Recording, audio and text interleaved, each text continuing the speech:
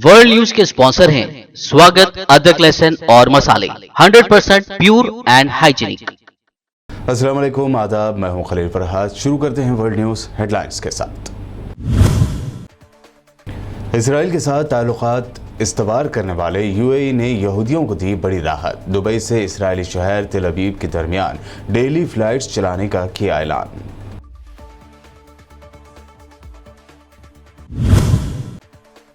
चंद महीनों के अंदर सऊदी अरब और इसराइल के दरमियान भी हो जाएगी डील। इसराइल के अखबार ने किया दावा। इसराइली रियासत के हामी एक लॉबी के वफद ने की सऊदी शाही खानदान और मिनिस्टर से मुलाकात। मिडल ईस्ट में सर्द जंग की आहट। सऊदी अरब ने अमेरिका से खरीदे 65 करोड़ डॉलर के हथियार। हौसी बागियों के बढ़ते हमलों के बाद हुई डील। सऊदी अरब का अमेरिका से हथियारों का ये पहला और बड़ा मुआहदा। महाराष्ट्र में कांग्रेस, एनसीपी और शिवसेना इत्तेहाद वाली सरकार में इख्तिलाफात की खबरें साबित हुई बेबुनियाद। शरद पवार ने उद्धव ठाकरे की जमकर की तारीफ। कहा, उद्धव सरकार के फैसलों से रियासत में कोरोना पर पाया गया कंट्रोल। महाराष्ट्र में फिर एक मरतबा जोर पकड़ने लगी है मुस्लिम रिजर्वेशन की मांग। एमआईएम का 5% मुस्लिम रिजर्वेशन का पुरजोर मुतालबा। धुलिया से मजलिस के एमएलए फारूक शाह ने लहराया बैनर। और किसानों ने दिवाली के मौके पर मनाया 2 दिए शहीदों के लिए नामी प्रोग्राम। राकेश टिकैत ने दी धमकी। कहा, सरकार 5 साल तक चल सकती है तो किसानों का आंदोलन क्यों नहीं। मुत्तहदा अरब अमारात यानी यूएई की फिजाई कंपनी अमारात एयर ग्रुप, जो मिडल ईस्ट की सबसे बड़ी एयरलाइंस में से एक है, उसने दुबई और इसराइली शहर तेल अवीव के दरमियान योमिया परवाजें यानी डेली फ्लाइट्स चलाने का ऐलान किया है। कंपनी का कहना है कि वो दिसंबर की शुरुआत से इसराइल के शहर तेल अवीव के लिए रोजाना की बुनियाद पर फ्लाइट्स शुरू करेगी।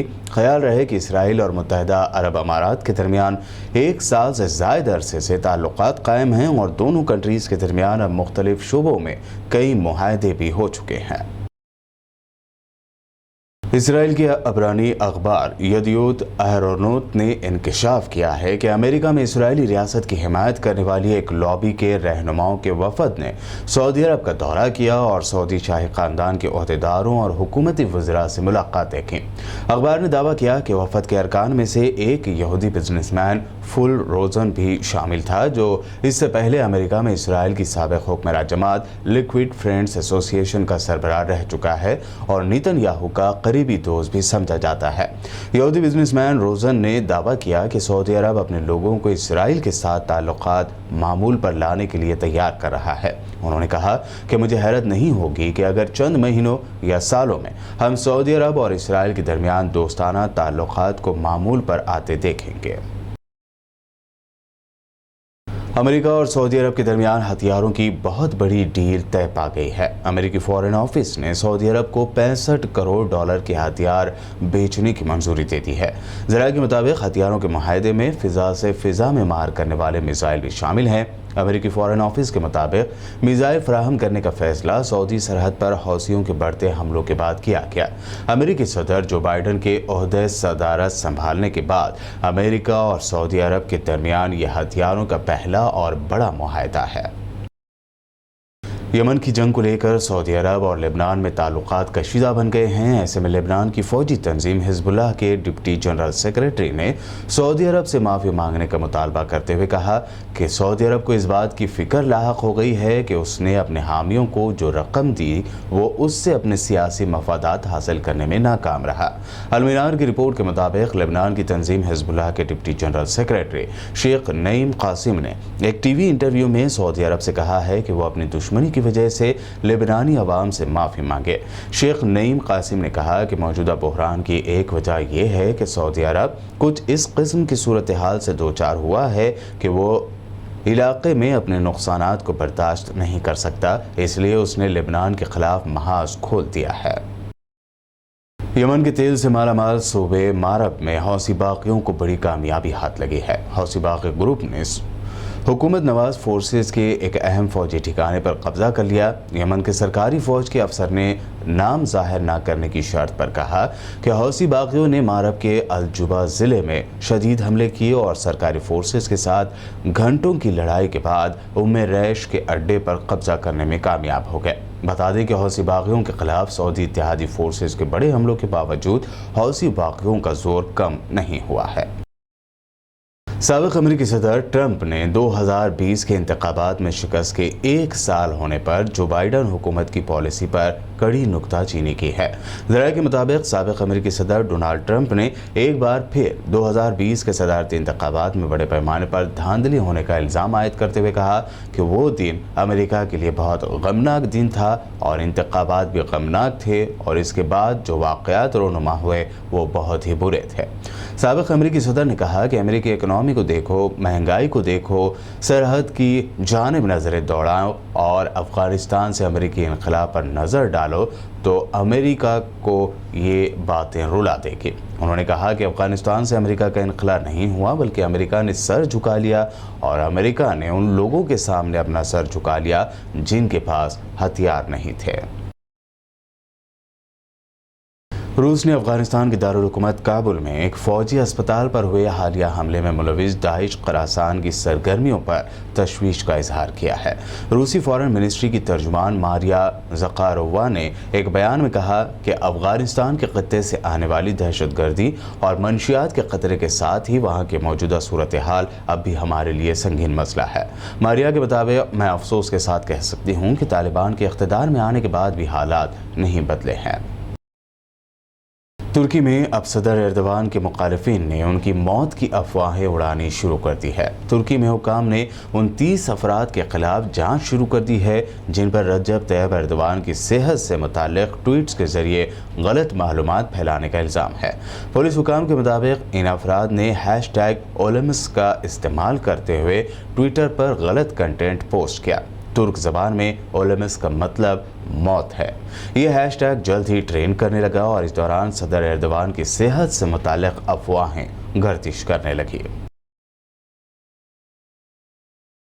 अल-कुद्स की क़ाज़िब और जाबिर इसराइली हुकूमत की जेल में मुसीबतें और जुल्म बर्दाश्त करने वाले एक फ़लस्तीनी कैदी की 19 सालों बाद जेल से रिहाई हुई है। महर न्यूज़ एजेंसी की रिपोर्ट के मुताबिक रामल्ला के रिहायशी फ़लस्तीनी कैदी मुजद्दी अल-क़ुवैसी को इसराइली फ़ौजियों ने 7 नवंबर 2002 को उनके घर से गिरफ्तार किया था।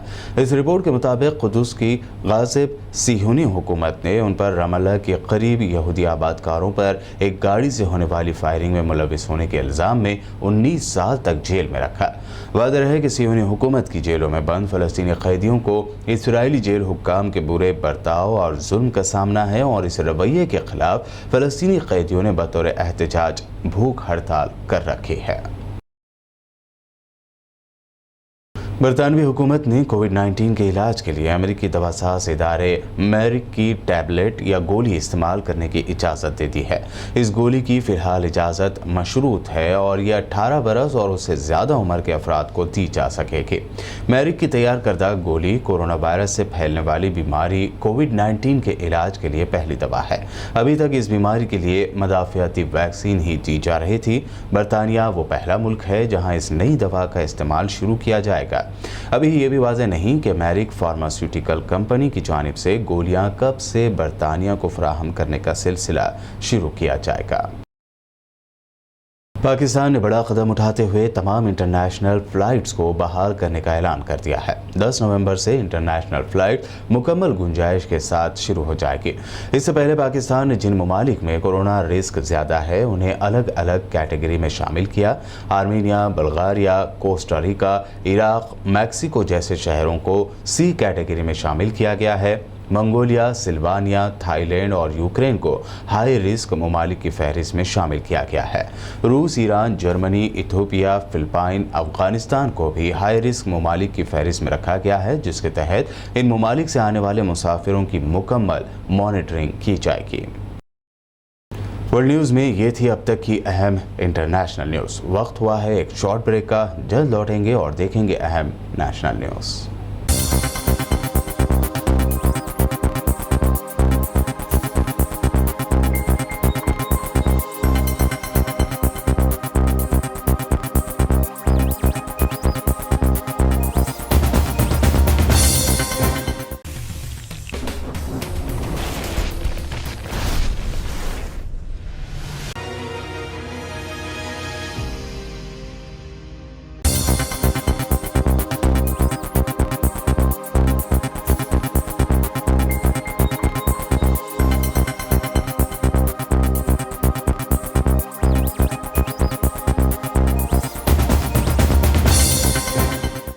ब्रेक के बाद आइए अब देखते हैं अहम नेशनल न्यूज। राष्ट्रवादी कांग्रेस पार्टी यानी एनसीपी के सरबराह शरद पवार ने महाराष्ट्र में उद्धव ठाकरे की क़यादत वाली हुकूमत की तारीफ करते हुए कहा कि उद्धव हुकूमत के लिए किए गए कुछ अहम फैसलों ने कोरोना के केसेस को कम करने में मदद की। उन्होंने ये भी यकीन दिलाया कि चीज़ें मामूल पर आ जाएंगी और वबा से मुतासरा इकोनॉमी फिर से पटरी पर दौड़ेगी। उन्होंने कहा कि महाराष्ट्र सरकार ने इशारा दिया है कि वो पेट्रोल और डीजल पर मरकज़ की एक्साइज ड्यूटी में कटौती के बाद ईंधन की कीमतों में लोगों को राहत देगी, लेकिन अगर मरकज़ी हुकूमत रियासत को GST मुआवजे की अदायगी करती है तो वो यकीनी तौर पर रियासतों के लिए राहत मुहैया करेगी। महाराष्ट्र में फिर एक मरतबा मुस्लिम रिजर्वेशन की मांग जोर पकड़ने लगी है। महाराष्ट्र MIM की जानिब से मुतालबा किया जा रहा है कि मुसलमानों को 5% रिजर्वेशन दिया जाए। धुलिया से MIM MLA फारूक शाह ने मीडिया से बात करते हुए इस बारे में मजीद जानकारी दी। बल्कि पूरे भारत में मुस्लिम समाज की हालत बहुत पिछड़ी हुई है। मुस्लिम समाज की आर्थिक परिस्थिति खराब होने के कारण उनको ना अच्छी तालीम मिल पाती है और ना ही अच्छी नौकरी मिल पाती है।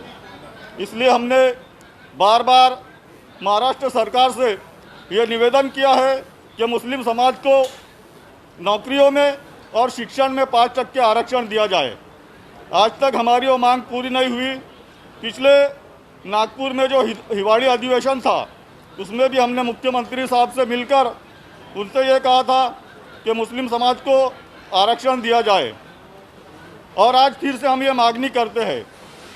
हमने देखा कि पिछले दिनों में जब मराठा क्रांति मोर्चा का आंदोलन चल रहा था उस वक्त पूरे महाराष्ट्र में मुस्लिम समाज ने हमारे मराठा भाइयों का साथ दिया है और आज जब हम ये आंदोलन करेंगे तो पूरे मराठा भाई हमारा साथ देंगे और अगर हमारी मांगनी पूरी नहीं होती है तो हम पूरे राज्य लेवल पर, राज्य स्तर पर बहुत ही तीव्र आंदोलन छेड़ेंगे।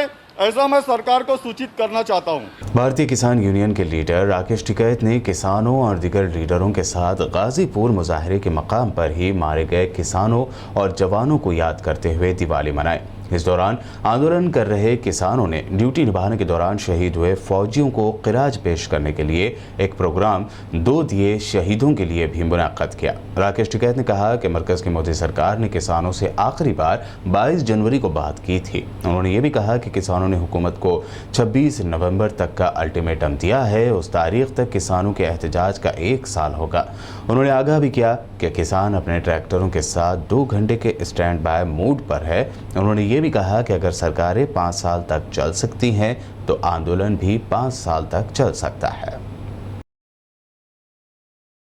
बिहार में जहरीली शराब पीने से दिवाली के मौके पर 35 लोगों की मौत हुई है, जिसके बाद रियासत में बीजेपी और नीतीश कुमार की हुकूमत के शराबबंदी के दावे की पोल खुल गई है। इसी पर आरजेडी लीडर तेजस्वी यादव ने नीतीश कुमार पर शदीद तनकीद की है। तेजस्वी यादव ने महलूकीन के रिश्तेदार खवातीन का रोता हुआ एक वीडियो शेयर करते हुए लिखा कि इन चीखों का गड़बड़ DNA वाली NDA हुकूमत और 3 नंबर पार्टी के मुखिया पर कुछ फर्क नहीं पड़ता। जहरीली शराब से बिहार में दिवाली के दिन हुकूमत की जानिब से 35 लोग मारे गए। हाँ, किसी ने कागजों पर शराबबंदी की है वरना खुली छूट है, क्योंकि ब्लैक में मौज और लूट है। सुपरस्टार शाहरुख खान के बेटे आर्यन खान जमानत मिलने के बाद शर्त के मुताबिक आज फिर एक मरतबा NCB के ऑफिस पहुंचे।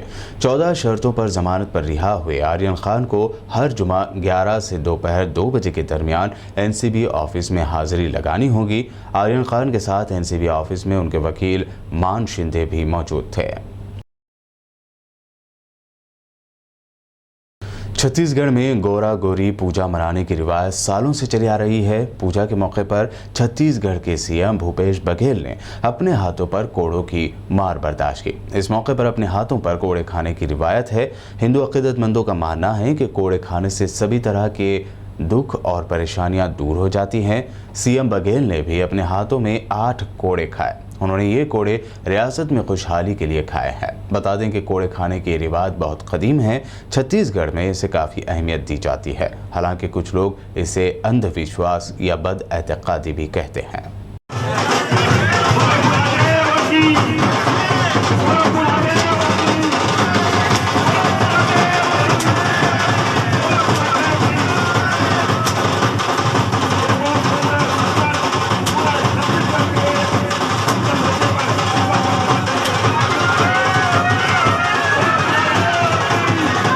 कर्नाटक के तुमकुर शहर की सड़कों पर एक हैरान कर देने वाला वाकया देखने को मिला।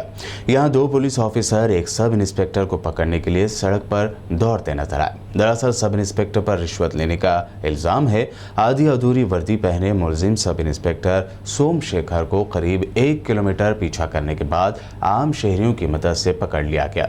ये वाकया पिछले बुध का बताया जा रहा है। तुमकुर से करीब 30 किलोमीटर दूर गोबेन तालुका के सोमशेखरपुरा पुलिस स्टेशन में तैनात मुलजिम सब इंस्पेक्टर के साथ कांस्टेबल नियाज अहमद को भी गिरफ्तार किया गया है और 14 दिनों की अदालती हिरासत में भेज दिया गया। सब इंस्पेक्टर ने मुबैना तौर पर रिश्वत के तौर पर 28,000 रुपए का मुतालबा किया था। मुतासरा शख्स ने एंटी करप्शन ब्यूरो से कॉन्टैक्ट किया, जिसके बाद एसीबी ने मुलजिम को पकड़ने के लिए जाल बिछाया था। जब एसीबी ने सब इंस्पेक्टर को रिश्वत लेते हुए देखा और रंगे हाथों गिरफ्तार करने लगी तो मुलजिम सब इंस्पेक्टर वहां से भाग निकला।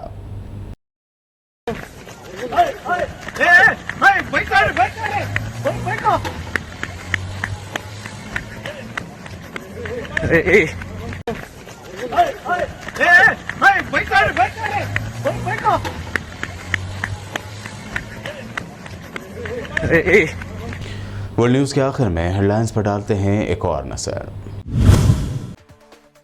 इसराइल के साथ ताल्लुकात इस्तवार करने वाले यूएई ने यहूदियों को दी बड़ी राहत। दुबई से इस्राएली शहर तेल अवीव के दरमियान डेली फ्लाइट्स चलाने का किया ऐलान।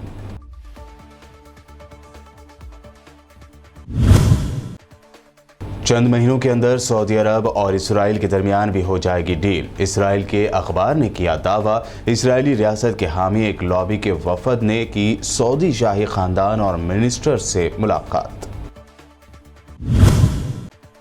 मिडल ईस्ट में सर्द जंग की आहट। सऊदी अरब ने अमेरिका से खरीदे 65 करोड़ डॉलर के हथियार। हौसी बागियों के बढ़ते हमलों के बाद हुई डील। सऊदी अरब का अमेरिका से हथियारों का ये पहला और बड़ा मुआहदा। महाराष्ट्र में कांग्रेस, एनसीपी और शिवसेना इत्तेहाद वाली सरकार में इख्तिलाफात की खबरें साबित हुई बेबुनियाद। शरद पवार ने उद्धव ठाकरे की जमकर की तारीफ। कहा, उद्धव सरकार के फैसलों से रियासत में कोरोना पर पाया गया कंट्रोल। महाराष्ट्र में फिर एक मरतबा जोर पकड़ने लगी है मुस्लिम रिजर्वेशन की मांग। एमआईएम का 5% मुस्लिम रिजर्वेशन का पुरजोर मुतालबा। धुलिया से मजलिस के एमएलए फारूक शाह ने लहराया बैनर। और किसानों ने दिवाली के मौके पर मनाया 2 दिए शहीदों के लिए नामी प्रोग्राम। राकेश टिकैत ने दी धमकी। कहा, सरकार 5 साल तक चल सकती है तो किसानों का आंदोलन क्यों नहीं। वर्ल्ड न्यूज़ में अभी आपने देखी अहम इंटरनेशनल और नेशनल न्यूज़। ताज़ा तरीन खबरों और दिलचस्प प्रोग्राम्स के लिए देखते रहिए बीबीएन चैनल।